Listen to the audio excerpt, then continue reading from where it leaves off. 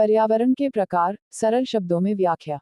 पर्यावरण की परिभाषा। याद रखें कि पर्यावरण में सभी जीवित और निर्जीव चीजें शामिल हैं जो किसी जीव को घेरती हैं और उसे प्रभावित करती हैं।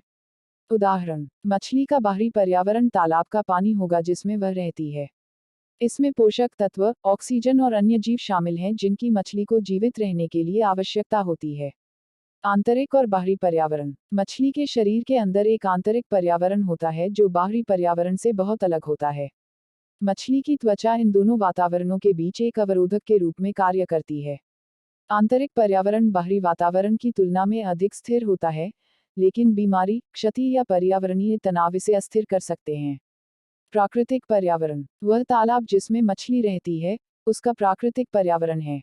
तालाब में अजैविक कारक जैसे प्रकाश, तापमान, गहराई, पोषक तत्व और घुली हुई गैसें मछली के लिए जीवन निर्वाह के लिए आवश्यक रासायनिक और भौतिक कारक प्रदान करते हैं।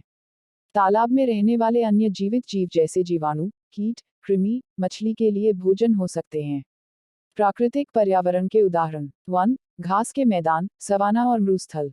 मानव निर्मित पर्यावरण। कृत्रिम पर्यावरण मनुष्य द्वारा निर्मित होते हैं, जैसे खेत, शहर और औद्योगिक स्थल। ये मनुष्यों द्वारा नियोजित किए गए हैं और प्राकृतिक रूप से नहीं होते हैं। उदाहरण: शहर। शहर का पर्यावरण पूरी तरह से मानव निर्मित है। पानी को नदियों से सीधे नहीं लिया जाता है, बल्कि इसे साफ करके पीने और अन्य कार्यों के लिए उपयोग किया जाता है। कचरे का निपटान दूरस्थ स्थानों पर किया जाता है। भोजन अक्सर ग्रामीण क्षेत्रों से लाया जाता है। मानव निर्मित वातावरण बहुत अधिक ऊर्जा और संसाधनों का उपयोग करते हैं और इन्हें प्रबंधन की आवश्यकता होती है।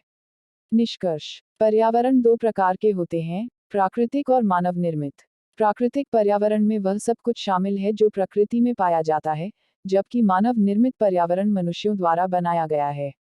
दोनों प्रकार के पर्यावरण एक दूसरे से जुड़े हुए हैं और मानव गतिविधियां प्राकृतिक पर्यावरण को महत्वपूर्ण रूप से प्रभावित करती हैं।